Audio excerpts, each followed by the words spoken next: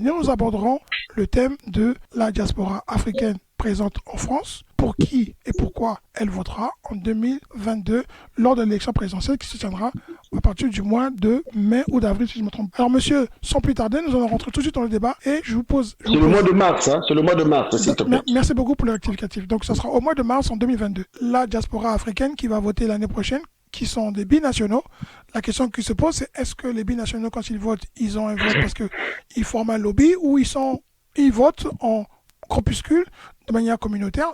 La question simple, c'est pour qui et pourquoi la diaspora, les binationaux africains, votent-ils? En 2022, pour qui vous voterez-vous? Si vous deviez voter, on va commencer par... Allez, monsieur Samadjan Koumbi. Non, vous savez, à l'élection de 2000, la dernière élection là, 2016, j'ai été dans l'équipe de communication du candidat Noël, comment on appelle ça, Jean Lassalle, je crois.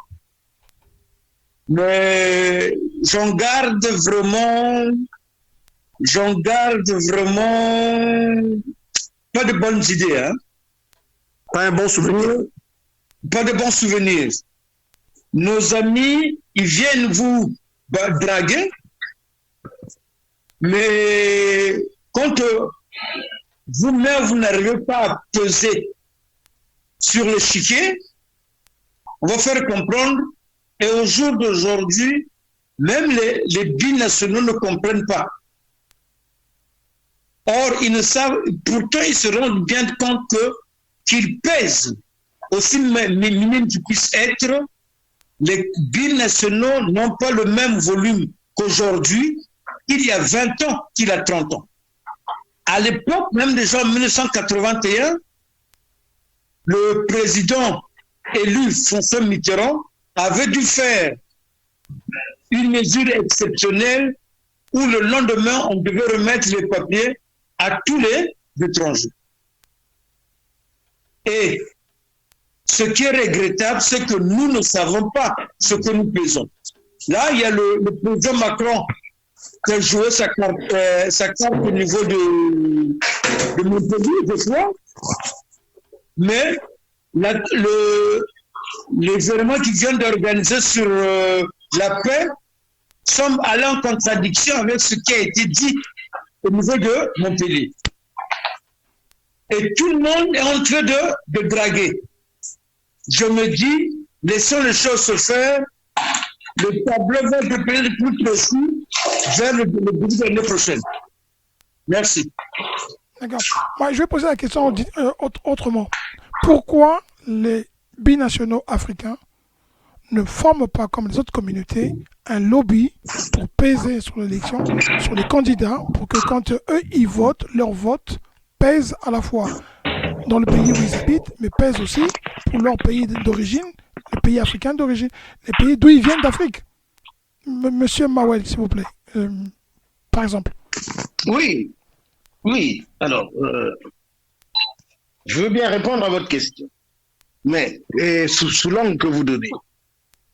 Mais la première chose qui est la plus importante, en fait, qui m'était venue à la tête, oui, à l'idée, c'était Monsieur Macron, à quelques mois de la présidentielle française, a organisé un sommet qu'il a appelé Afrique-France, où il a invité un certain nombre de personnes choisies. Vous voyez bien qu'on n'a pas choisi M. Samadjan Koumbi. Vous voyez bien qu'on n'a pas choisi M. Gaïno, qui a même des responsabilités dans ce pays. Vous voyez qu'on n'a pas. Monsieur Macron, qui est largement en campagne, est en train de mettre en place la manière dont la diaspora africaine va entrer à l'intérieur de ce vote. Et elle va y entrer dans quelque chose de très particulier, c'est-à-dire que elle est déjà trompée. Elle est trouvée par le sommet de Montpellier où on lui a dit « Tu peux tout dire, il n'y a pas de problème, moi j'entends tout. Je prends compte de tout ce que tu me dis. »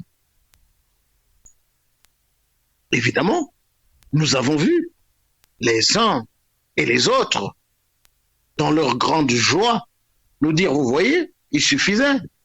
On l'a fait. Nous avons parlé, Macron nous a entendus. » Mais Macron n'est pas fou. Macron, même à l'intérieur du truc de Montpellier, il a su leur dire non aussi en même temps. Mais ils n'ont pas entendu le nom de Macron, ils ont entendu simplement ce que ils voulaient entendre. Comme d'habitude, d'ailleurs. Alors, pour répondre à votre question, il n'existe pas aujourd'hui une diaspora africaine unie qui soit capable de dire voici comment nous allons voter. Elle n'existe pas, cette diaspora à laquelle vous aspirez, M. Belébé. Oui. Chacun y va à sa manière. Les Africains y vont en ordre dispersé. Vous avez vu que M. Samba Nkoumbi a été dans l'équipe de M. Lassalle. Moi, j'ai cherché simplement à rencontrer le candidat du PS. Je n'ai jamais pu. Cela ne me surprend pas qu'à la fin, il fasse 6%.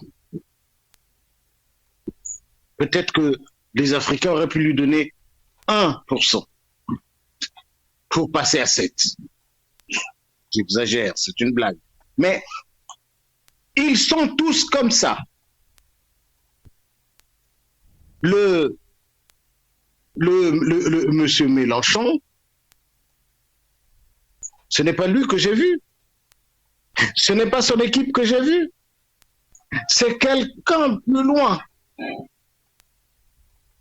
Je dis, mais attendez, comment se fait-il que M. Mélenchon fasse des discours, il ne parle pas de l'Afrique? Il ne la mentionne même pas. Eh bien, c'est bien comme ça que nous sommes perçus.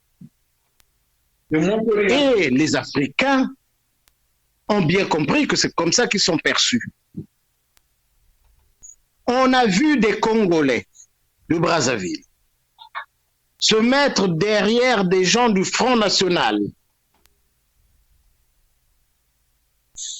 On les a vus. C'est peut-être pas la peine de les nommer ici. Non. Certains ont même été candidats à la présidence et ont retiré leur candidature. On comprend à qui vous faites allusion. On les a vus derrière le Front National. Non, mais je vous dis tout simplement ce qui est. Oui, d'accord. Comment voulez-vous que l'on vous suive? Comment voulez-vous que les gens puissent être avec vous quand les personnes que vous fréquentez sont infréquentables? Il y a des leaders d'opinion parmi nous. Tous ces jeunes qui ont tant de choses à dire, tant d'idées. Mais ces idées passent à travers des fissures créées par eux-mêmes et qui font qu'il n'existe pas un bloc que l'on peut appeler le vote de la diaspora africaine. Voilà, M. Belébé. D'accord, je vous remercie. Monsieur Gaïno, vous qui êtes politologue, mais vous êtes aussi, comme on dit M. Mawen, un élu politique en France. Pourquoi les diasporas ou la diaspora des binationaux africaines ne se constitue pas une force qui va peser dans les élections? Leur vote doit compter. Et pourquoi ils n'arrivent pas à se structurer? Merci, M. Caillou. C'est une question assez complexe parce qu'il s'agit là des opinions des gens qui sont très, très diverses. Mais il faut savoir qu'à l'époque, dans les années 1950, donc au lendemain des indépendances, il y avait une fédération des étudiants africains noirs en France, qu'on appelait la FEANF. La séance. Voilà, qui a été créée en 1950. Donc c'est un peu l'époque des luttes avec les Senghor, les Césaire et bien d'autres. Et là, effectivement, je pense qu'il y a eu déjà des ratés pour ceux qui connaissent un peu l'histoire de ce mouvement-là. Mais après la FEANF, il y a eu d'autres mouvements qui se sont créés en France. Vous connaissez aussi ce qu'on appelait la CEAF, c'est-à-dire l'Association des stagiaires et étudiants africains en France. Après, il y a encore d'autres associations comme ça, des femmes africaines en France. On peut en multiplier beaucoup. Récemment, il y a eu le Conseil représentatif des associations noires de France. Donc, il y a beaucoup de mouvements qui se créent autour desquels les gens n'arrivent pas à tenir, comment dirais-je, un seul langage pour pouvoir peser au cours des élections qui se passent ici. Parce que dans ce conglomérat-là, vous avez chacun son opinion, chacun son leader. On ne place pas l'intérêt, c'est très difficile de placer l'intérêt. Par exemple, moi, je placerai pas l'intérêt du Congo. Pareil que, par exemple, je ne sais pas moi, le Gabonais ou le Camerounais ou le Centrafricain. Donc, faire l'unité ou faire un bloc autour d'un candidat, c'est très, très difficile. Et M. Mawel l'a dit qu'il a vu des Congolais qui vont peut-être pour Le Pen. Mais c'est aussi peut-être parce qu'ils sentent que quand il y a des problèmes qui touchent, par exemple, le Congo, vous aviez les gens, le député, par exemple, de Le Pen, qui a parlé, qui a défendu le Congo, qui a exposé ce problème au niveau de l'Assemblée. Alors que certaines personnalités ici, quand vous les touchez pour les problèmes qui touchent le Congo, ça ne les préoccupe pas. Ils disent allez vous démerder ou bien débrouillez-vous, vous faites ce que vous voulez. Donc, vous voyez que c'est très très complexe cette question et je ne peux pas vous donner des raisons, je ne peux pas, parce que moi, par exemple, pour ce qui me concerne, je suis dans un groupe qui n'a pas un parti politique. Parce que quand je suis allé au Parti communiste, j'ai vu ce qui se passait là-bas, je n'étais pas considéré, j'ai dit mais merde, je viens comme pour donner un coup de pouce aux gens qui ne me considèrent pas. Je suis parti. J'ai tenté dans le Parti socialiste, j'ai vu que c'était la même chose. Et puis il y a un copain qui me dit, mais écoute, il faut aller à droite, mais je vais à droite, c'était la même chose. Donc je me suis retrouvé dans une ville, on a formé un groupe, c'était des gens qui étaient déçus du Parti socialiste et du Parti communiste. On s'est retrouvés, on a formé un groupe indépendant. Donc vous voyez que c'est très très difficile d'avoir une opinion précise sur le comportement humain parce que c'est très complexe et en même temps la politique qui est présentée par les autorités françaises vis-à-vis de l'Afrique varie selon les pays, ils ne sont pas traités de la même manière. Donc voilà, je crois que c'est tout ça. Sinon, les associations existent, celles que je viens de citer, vous allez multiplier toutes ces associations-là, mais ces associations ne peuvent pas avoir un consensus pour dire qu'on va peser sur tel ou tel candidat. C'est très difficile, c'est très complexe. Alors, mais monsieur Ndian, vous qui êtes président d'un parti politique comme M. Mawel, prenons le cas des Congolais, par exemple. Pourquoi il n'y aurait pas qu'il y a un groupuscule de gauche, un groupuscule de droite et qui pèse sur ces mouvements-là? Pourquoi il n'y a pas? Si le consensus général n'est pas possible, mais pourquoi il n'y aurait pas 2 groupes ou 3 groupes qui se formeraient et qui auraient un poids sur celui qui sera potentiellement le vainqueur et celui qui sera potentiellement celui qui ratera? Pourquoi on n'arrive pas à avoir ça? Pourquoi on ne pèse pas sur la place en France? Moi, je vous donne un autre exemple encore avant de répondre. Je prends des exemples, les Congolais dans les affaires, dans les business, on prend à Londres, il n'y a pas de boutique des Congolais. Il n'y a pas de structure économique vraiment là, visible. Alors, pourquoi? Voilà. Tu sais, monsieur Ebelebe, en règle générale, je ne sais pas, nous les Noirs, on va dire nous les Africains. Précis, sinon nous les Africains, l'Africain est l'ennemi de l'Africain.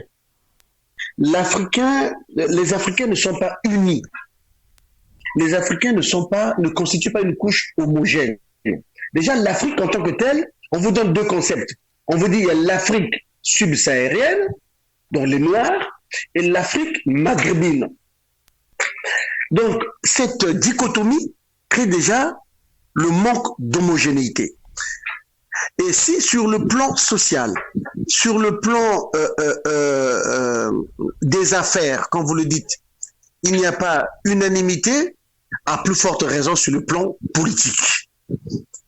Bien, si tu prends les Congolais seulement, il est évident que nous sommes le reflet de tout ça.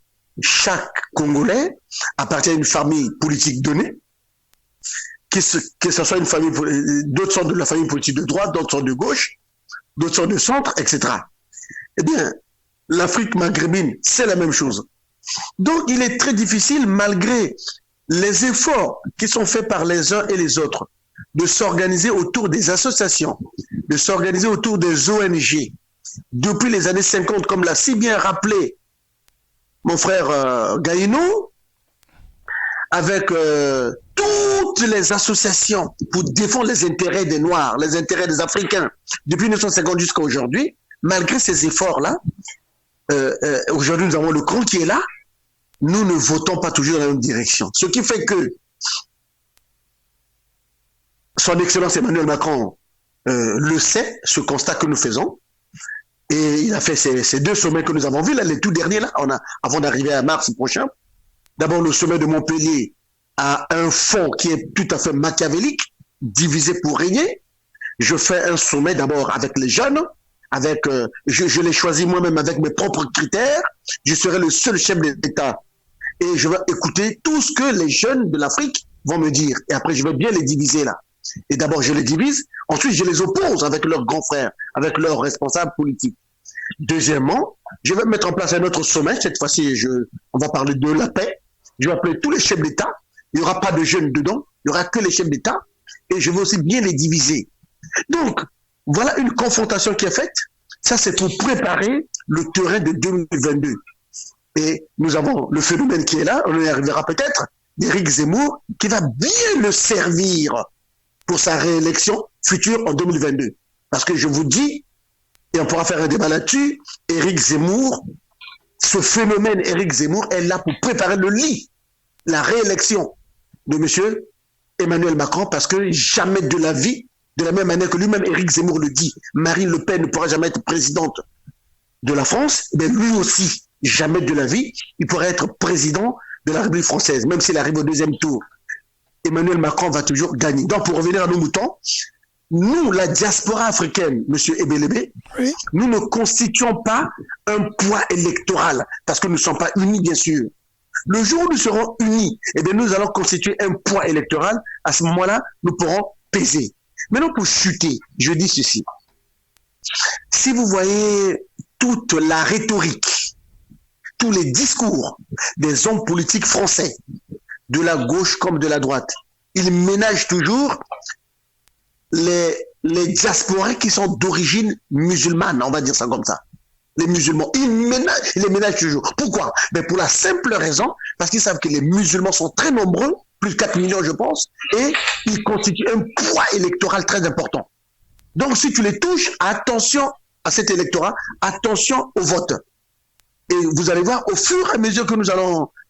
Pourquoi Éric Zemmour se disqualifie d'avance? Parce que, il a un caractère, il a un discours raciste, un discours anti-musulman, et jamais pourra passer. Pour revenir donc, le fait que les musulmans de France constituent un électorat, constituent un poids important, eh bien, ils sont pris en ligne de compte. Mais nous, les Africains, la diaspora africaine, le fait que nous sommes hétérogènes, le fait que nous ne sommes pas homogènes, le fait que nous ne parlons pas de la même voix, le fait que, eh bien, et je terminerai en disant ceci, l'exemple le plus criard, c'est on a eu une élection en France, Monsieur Ebelebe, je parle de toi parce que les autres le savent, toi qui es en Angleterre, peut-être que tu le sais aussi, on ne sait jamais, on a eu une candidate d'origine africaine, elle est française bien sûr, d'origine africaine, qui normalement devrait être soutenue par toute la diaspora africaine, Madame Taubira. Elle a été au premier tour, mais on a vu son score. Donc tout ça c'est pour dire que si nous étions unis, nous donnons toutes nos voix à Madame Taubira, elle pouvait peser fort. Mais le fait que nous sommes hétérogènes, nous sommes désunis, nous sommes divisés, eh bien, nos candidats, si on faut en parler ainsi, même d'origine africaine, ne peut pas peser lourd dans l'échiquier politique français. D'accord. Alors, je vais vous poser Non, juste une petite correction. En fait, on n'a pas eu une seule candidate, on en a eu deux.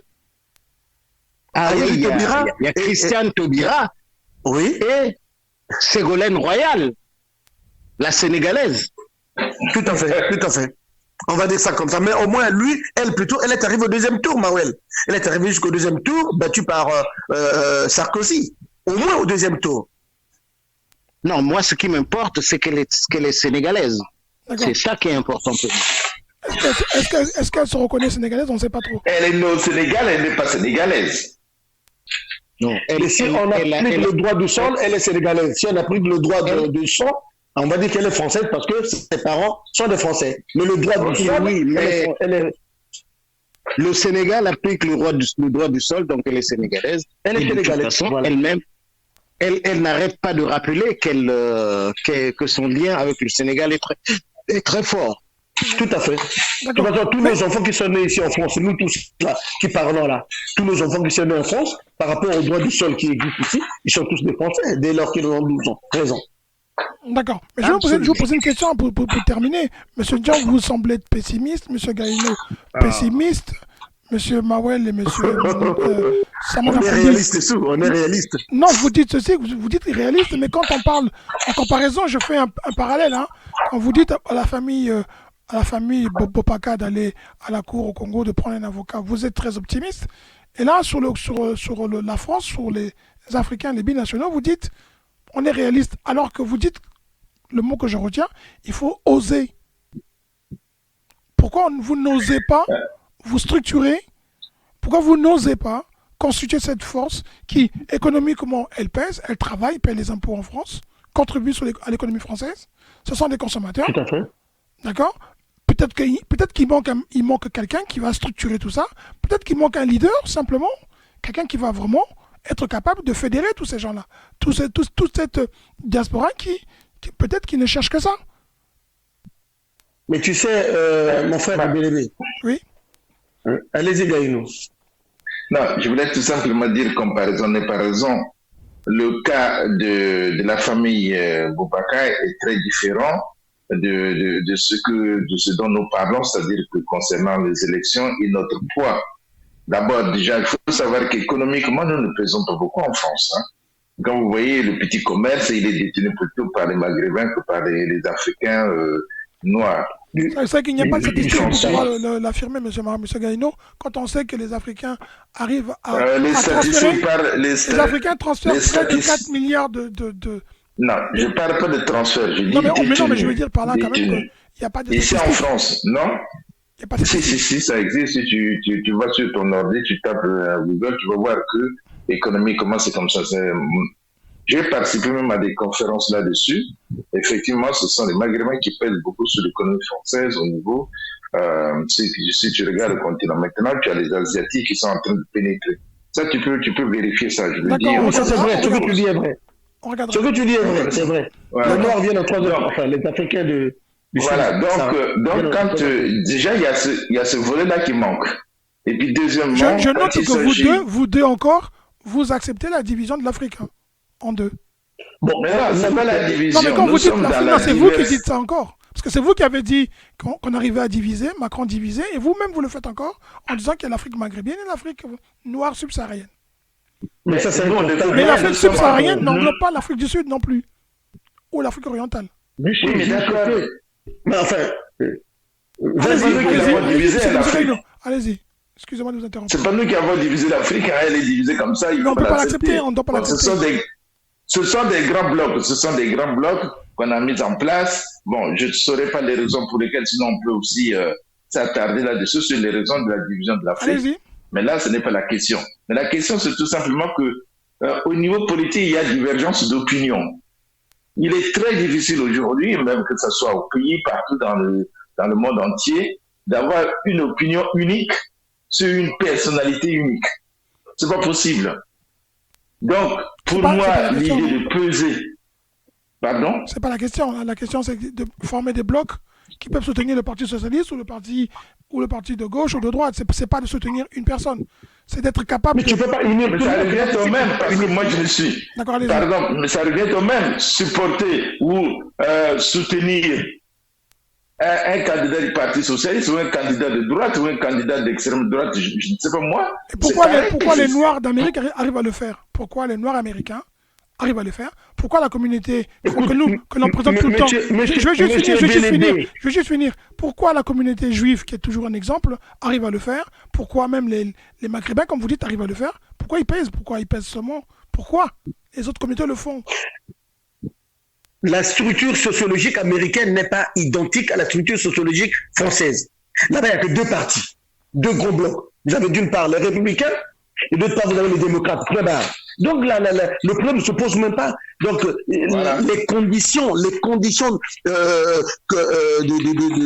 vie politique là-bas sont telles que on n'a pas le choix. On est obligé d'aller vers cette harmonisation-là. Donc, dès qu'on donne une consigne, tout le monde peut être soit pour voter pour le candidat démocrate, soit voter pour le candidat républicain. Bon, je vais faire un truc simple. Excusez-moi, juste simple. Vous avez des gens qui votent Parti socialiste, d'accord? Oui. Quand ils votent, pourquoi ils votent Parti socialiste en tant qu'Africains? Pourquoi ils votent? C'est ça ma question. Pourquoi les Noirs ou les Noirs de France, qui sont de gauche, votent à gauche? C'est pour leur vie en France ou c'est aussi pour avoir un impact, pour que la politique de la gauche ait un impact en Afrique? C'est ça ma question. Est-ce que ceux qui votent droite ou Front National... Il faut préciser, M. Caius, s'il te plaît, il faut préciser pourquoi certains. Il faut parler de certains. Non, je parle bien de... On va dire certains. Tous les Noirs ne si vous votent pouviez pas me pour laisser le Parti terminer, ce serait socialiste. bien. Je dis bien ceux qui votent. Donc ça veut dire certains. Ceux qui votent à gauche, pourquoi ils votent? Qu'est-ce qu'ils obtiennent? Est-ce qu'ils votent pour leur bien-être en France? Ou est-ce qu'ils pensent qu'au travers de leur vote au Parti Socialiste, au LR, au LRM, ou même au Front National, comme a dit M. Mawel, leur vote aura un impact sur la politique française africaine? C'est ça ma question. C'est pas simplement de vous dire... Il y a plusieurs raisons à ça. Merci. C'est ça ma question.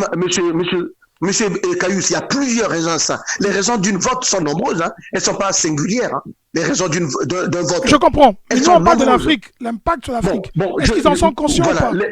Si je prends les Africains, la diaspora, les Africains qui sont ici, ils sont observateurs quand même de la vie politique française. Ils voient les différents gouvernements successifs, de gauche, de droite, de centre ou d'extrême, qui passent aux affaires. Comment se comportent-ils, vis-à-vis des étrangers qui sont ici en France? Quelle est la nature de leur politique d'immigration? Et comment se comportent-ils quand ils sont au pouvoir vis-à-vis de l'Afrique? Et par rapport à ces deux grands critères, il y en a encore d'autres, hein, ces deux grands critères-là, eh bien, les gens se positionnent. Si je donne mon propre exemple, moi par exemple, oui. Je n'ai pas la nationalité française. Je suis en cours de l'acquisition. Je n'ai pas encore la nationalité française. Si vous deviez voter, vous voterez pour... Si vous deviez voter. Tous mes enfants de la nationalité française, je leur dis de voter à gauche. Mais pourquoi je leur dis de voter à gauche? Voilà, s'il y a un parti, s'il y a un candidat de gauche, je leur dis de voter à gauche. Pourquoi? La première raison, c'est que j'ai obtenu mes papiers, moi. J'ai obtenu mes papiers grâce à une bonne politique de la gauche. À l'époque, c'était M. Lionel Jospin, 1995. Lionel Jospin qui arrive au pouvoir suite à la connerie faite par Jacques Chirac d'abolir le Parlement. Et donc, finalement, la gauche arrive au pouvoir alors que c'est la droite qui était là. Bien.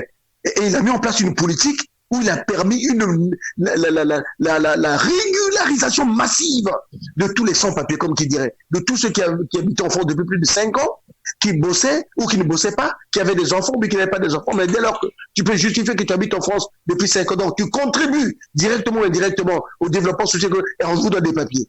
Par reconnaissance de ça, je me dis, non, ça c'est un bon parti qui a une bonne politique vis-à-vis de nous, les étrangers. Donc je demande à tous mes enfants qui ont la nationalité française, j'influence également tout mon entourage de voter gauche. Voilà une raison par exemple. Mais tous les Africains n'ont pas la même raison. C'est pour votre bien-être en France. Pas la même raison. C'est pour votre bien-être en France. Voilà par exemple. D'accord. Oui, voilà par exemple. Voilà. Et puis ensuite, il y a aussi l'étranger. Quel est le point de vue à l'époque du parti, la politique extérieure du Parti socialiste vis-à-vis des pays africains. Donc, au regard de tout ça, tu te dis, je me positionne soit à gauche ou je me positionne à la droite. Mais comme l'a dit M. Gaïno tout à l'heure, et vous l'avez reprécisé, il n'y a que certains Africains. Parce qu'il y a une partie de la diaspora qui est de droite, attention, qui est de droite en France. parce qu'ils estiment que la gauche ne fait pas suffisamment ce qu'ils attendaient d'elle. D'accord. Notamment son impact sur la politique d'immigration, son impact sur les pays africains. Et donc, ils sont allés à droite, parce qu'ils estiment qu'à droite, c'est du capitalisme pur, et c'est du chacun pour soi. Et au niveau de la droite, bon, mais écoutez, dès que tu as tes compétences, dès que tu as tes papiers, tu peux... Bon, bref, ils ont leur raison. Et ils vont à droite. Et c'est difficile de pouvoir réunir sur un même plateau, lors d'une élection présidentielle, les gens qui sont de gauche et les gens qui sont de droite, soit-ils des Africains, pour qu'ils puissent voter, faire bloc et voter un seul candidat. Et par ailleurs, c'est là où je vais chuter, M. Ebelebe. En France, je ne sais pas comment ça se passe aux États-Unis, en Angleterre, mais en France, vous avez toujours autour de 9 à 10 candidats, sinon plus, au premier tour. Hein, et c'est compliqué de faire l'unanimité au premier tour. Ce n'est qu'au deuxième tour, peut-être on peut faire des alliances. Mais vous avez 9 candidats. La dernière élection, on a eu 9, 10 candidats. Comment tu fais? C'est compliqué. D'accord. D'accord. On va laisser M. Gaïno parler. Je l'ai interrompu. M. Gaïno, allez-y, excusez-moi. Vous m'avez interrompu plusieurs fois. Non, mais je ne veux pas être là parce que M. Ndion dit des choses auxquelles j'adhère parce que, vous savez, c'est très, très compliqué cette affaire-là. Regarde les gens qui pensaient à l'époque en votant pour Nicolas Sarkozy. Voilà. Il va affaiblir la politique africaine, surtout le soutien aux dictateurs. La France-Afrique. On a vécu le contraire. La France-Afrique est toujours présente. Et Hollande, ça a été pareil. Hollande, les gens ont voté pour François Hollande pensant que la politique allait changer, elle n'a pas changé. Tout à fait. Et les gens ont cru que Macron étant jeune, il aura une autre politique. Mais ce que les gens oublient, c'est que cette politique, c'est comme le train sur les rails. Vous mettez n'importe quelle locomotive, ce train va suivre les mêmes rails si vous mettez cette locomotive dans la même direction. Donc ça ne changera pas. C'est à nous, Africains, de changer, de faire changer les choses à partir de chez nous. Ce n'est pas à partir d'ici que l'Afrique, que la politique va changer, si nous ne faisons pas des efforts chez nous.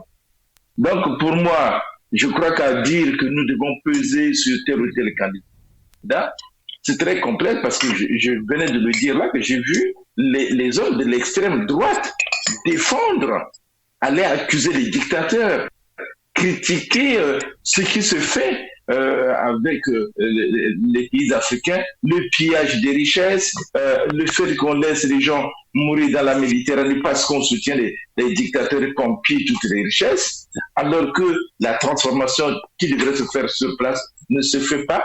C'est à nous de prendre conscience, M. Kayus. Et c'est pas en pesant sur un candidat que nous allons faire changer la politique de la France au niveau de l'Afrique, mais c'est en pesant en Afrique que nous allons changer quand nous allons aller vers les démocraties, quand nous allons avoir des alternances politiques. C'est là que la France pourra nous considérer pour lui dire il faut refuser tel accord ou tel accord, il faut faire ceci, il faut faire cela. D'accord. M. Marouane, s'il vous plaît. Ce n'est pas ici qu'on change. M. Marouane, ce que vous pensez? Je vous suis. Alors, votre avis?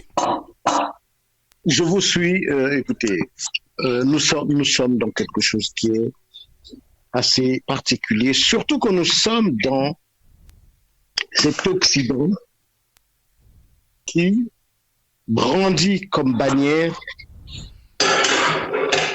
la démocratie. Le vote est quelque chose de totalement individuel. Et vous savez que beaucoup de nos frères africains n'entendent que cela. Ils n'entendent pas le reste. Ils ne cherchent pas à savoir qu'est-ce qui va apporter quelque chose à leur communauté. Si toutefois, c'était une communauté.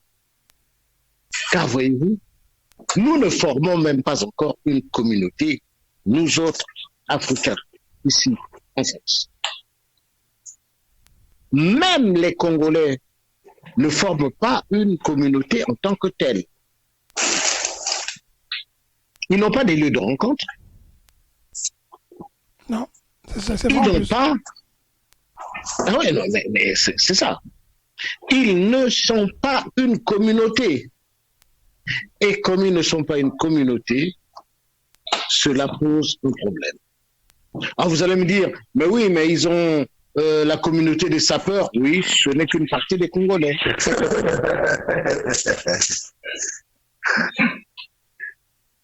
Eh oui. Et donc, on est très loin des idéaux que tu es en train de nous, que M. Ebelebe est en train de nous établir. Voilà, ce serait bien que vous formiez une communauté, ce serait bien que vous puissiez vous entendre. Non, pour cela, il y a beaucoup d'autres choses. Vous savez, moi, j'ai parcouru Paris. Déjà, rien que les restaurants congolais, mais on les compte sur les doigts d'une main. Hein. On les compte sur les doigts d'une main. Mais il y en a quand même. Hein. Non, mais dans une main, il y a comme les doigts, ils existent quand même. Oui. Bien dit. Mais ils ne sont pas assez nombreux. Et quand on va chez X, on entend des discours qui vous disent ne mettez surtout jamais le pied chez Y.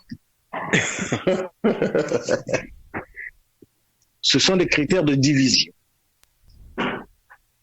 Et donc, il faut trouver autre chose. Il faut trouver quelque chose qui nous unisse, quelque chose qui puisse nous relier les uns aux autres. Pas seulement les Congolais, mais aussi les autres Africains. Ah, on m'a dit, ah oui, mais il y a Château-Rouge. Oui, Château-Rouge, pour ceux qui y vont. Et surtout, chacun y va pour ce qu'il veut. C'est un marché, c'est normal. Pas pour la même chose. Oui, c'est un marché, c'est normal. Donc, personne n'y va pour la même chose.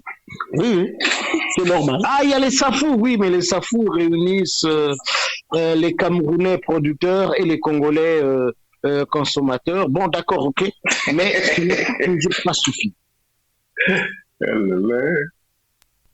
Et donc, le problème n'est pas aussi simple que l'on peut le penser. Nous avons besoin d'être ensemble pour enfin pouvoir dire voici la manière dont nous pensons. Nous en fait même les Noirs américains n'ont pas une pensée unique. Il y a des courants majoritaires, mais c'est tout. Et bien chez nous, il faudrait qu'on arrive au moins à cela. D'accord. Je ne sais pas si j'ai répondu à votre question. Vous répondez à la question. On va laisser la parole à M. Sama Djakoumi qui va être le dernier pour clôturer ce débat.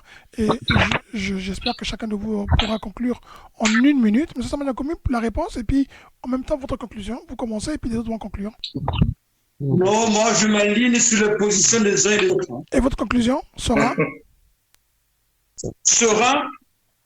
nous avons beaucoup à apporter. On a conscience de nos valeurs et nous amènerons la conscientisation du peuple jusqu'à son terme. D'accord. Voilà. Merci beaucoup.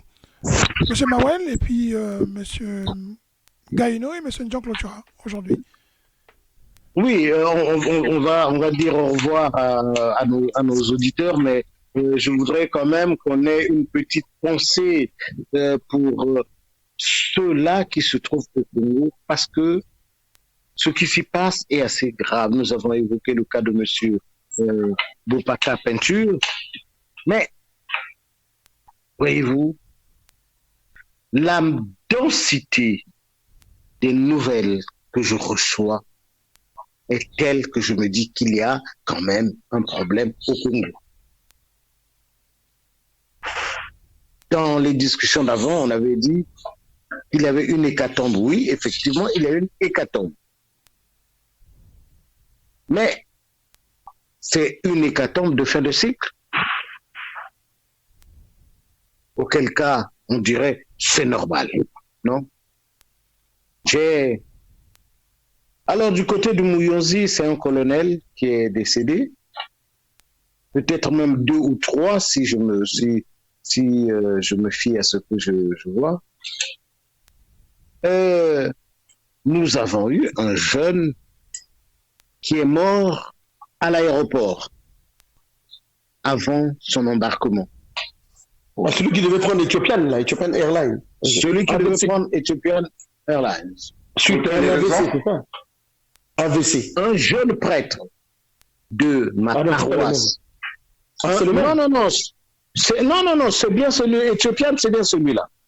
Ok. Donc là, je passe à un autre cas. Un autre cas, c'est un jeune prêtre de ma paroisse à Brazzaville. Ce jeune prêtre catholique est un jumeau. Et quand j'ai vu le message sur Facebook, je me suis dit, mais c'est étrange. Celui qui vient de mourir, c'est Banzouzi. Et le prêtre que je connais, c'est Bansimba. Alors j'ai contacté rapidement Bansimba. Et effectivement, c'est le jumeau de Bansimba qui est mort. Aussi. Il est mort de quoi? Il n'y a pas les détails. Ah, ok. D'accord, monsieur, vous pouvez conclure parce qu'on est en train de conclure, s'il vous plaît. Vous pouvez conclure. Je sais que vous avez... Non, mais je suis en train de conclure. C'est pour ça que je parle de ceux qui sont morts. Oui. C'est aussi une conclusion, la mort. Je comprends. C'est ce que je disais. C'est une conclusion de la vie. Et c'est pour ça que je voulais terminer avec ça et dire, nous sommes débordés par toutes ces annonces de décès. Ils meurent nombreux. Il n'y a pas que le colonel Kimburi Kaya qui est décédé, il y a tous les autres. Et personne ne nous explique pourquoi ils décèdent tous ensemble. Personne ne nous explique pourquoi il en meurt 2, 3 dans la même famille. Gertrude Gomabaï de la radio, j'ai oublié le nom de cette radio, la radio du général DRTV Dabira. DRTV, ça s'appelle comme ça. A eu 3 morts en 3 jours. Ah bon? Oui, Oui, tout ça, c'est dans la même... Je sais que vous avez beaucoup à dire, mais si vous pouviez conclure, s'il vous plaît. S'il vous plaît. Et je vous dis, cela m'inquiète beaucoup que en une seule semaine, on puisse avoir autant de morts. À Pointe-Noire, on a eu une petite période pendant laquelle les causes billard n'étaient plus suffisants. Alors je dis, faisons des prières pour le coup. Merci. Et je dis à nos auditeurs, priez vous aussi pour le Congo. Merci beaucoup, M. Mawen. M. Gaïno et puis M. Ndion va conclure. Oui, bon, lorsqu'on entend des nouvelles de ce genre-là, on est triste pour notre pays que nous aimons tous très bien. Moi, tout simplement, ce que je dis, c'est que tout a eu une fin dans la vie, comme la vie elle-même a eu une fin. Et je crois que ce qui arrive dans notre pays est déplorable. Mais d'autant plus déplorable que vous aviez des gens qui meurent sans connaître la cause, alors qu'aujourd'hui, la médecine moderne nous permet de connaître les causes des morts. La médecine moderne nous permet même d'éviter aussi certaines morts. Malheureusement, nous sommes en train de reculer dans tous les domaines. Mais je vous dis, c'est à nous de prendre conscience de ce recul, quelles que soient nos origines, quelles que soient nos origines ethniques, je veux dire, et quelles que soient nos appartenances politiques. Même ton propre père, quand il est mauvais, il faut dire tu es mauvais. Quand ton père tue les gens, il faut dire tu es méchant, tu es criminel, tu tues les gens. Et nous devons nous unir, parce que le Congo est dans le malheur. Il paraît que les gens se réunissent quand il y a le malheur. Je crois qu'aujourd'hui le Congo est dans le malheur, nous devons nous unir, ne plus voir les ethnies, ne plus voir ceci, cela, mais voir d'abord ce pays, voir les frères qui meurent, voir l'exode rural parce qu'on voit beaucoup de Congolais qui cherchent à fuir le pays parce qu'ils n'en peuvent plus. C'est triste. Et je crois pour vous qui nous écoutez, prenez soin de vous. Surtout, gardez les mesures sanitaires. Ne pas dire, oh non, ça vient de l'Europe. Oh non, c'est du mensonge. Oh non, c'est cela. Non, c'est pas du mensonge. Le virus, il est là, il tue. Mais chez nous au Congo, il y a d'autres maladies qui tuent. Donc voilà, chers auditeurs, on vous retrouvera la semaine prochaine. Je vous dis bon courage et à très bientôt. Merci, M. Gaillon. M. Ndion, c'est vous qui concluez aujourd'hui. Merci, M. Caius. Jusqu'à maintenant, l'hécatombe que nous annonçons, que nous reprenons encore aujourd'hui, des morts en République du Congo, on ne connaît pas encore l'origine. Donc on ne peut pas indexer telle autorité ou telle autre, on ne peut pas indexer qui que ce soit. Cependant, nous partageons bien sûr cette nécrologie qui est devenue commune. Il y a beaucoup de gens effectivement qui meurent. Et voilà, il appartient aux autorités, bien sûr, de faire des analyses là-dessus pour savoir les véritables causes de cette hécatombe. Voilà. Bon, maintenant, moi, je terminerai par encourager. Je présente d'abord, comme nous l'avons fait tout à l'heure, par la voix de M. Mawel, toutes nos condoléances à la famille Bopaka, mais je les encourage. Il y a toujours un début à tout. Il faut oser, je l'ai dit, je me répète, je les encourage à prendre des avocats, et des avocats congolais, et des avocats français, comme on l'a dit, qui connaissent bien la législation congolaise. Même étrangers seulement, pas forcément français, même des Togolais, même des Ivoiriens, mais qui maîtrisent la législation congolaise. De porter plainte avec tous les éléments matériels, directs et indirects dont ils disposent, de porter plainte, comme on l'a dit, soit au CHU, soit à la personne qui a signé l'acte de décès. Et comment se fait-il? Voilà, même aux deux, de porter plainte, qui ne sont pas pessimistes. Oh non, non, non. Ah oui, non. Portez plainte. Faites la démarche pour que vous soyez en paix vis-à-vis de vous-même et vis-à-vis de papa qui est mort, du décédé, qui est papa, qui est grand-père, qui est oncle, qui est... Portez plainte. Même si vous n'avez pas gain de cause demain, portez plainte. Moi, je les encourage parce que c'est pas normal qu'on puisse avoir tous les symptômes montrent que quelqu'un a le diabète et on le traite de cette manière-là. Moi, je ne vais pas porter un jugement de valeur sur les compétences professionnelles des médecins du CHU, mais ils nous donnent un doute. Ils nous donnent un doute comme ça. Donc moi, j'encourage la famille Bopaka de pouvoir porter plainte contre le CHU, contre toute personne dont ils estiment qu'il a une part de responsabilité de la mort de leur papa. C'est là que je vais atterrir. Et je nous donne rendez-vous pour la semaine prochaine. Allez, bonsoir. Bonsoir et merci beaucoup. Passez un bon week-end, messieurs. Et à samedi prochain. Merci. Samedi prochain. Au revoir. Merci. Au revoir. Bonsoir, messieurs. Bonsoir, les auditeurs. Au revoir. Au revoir.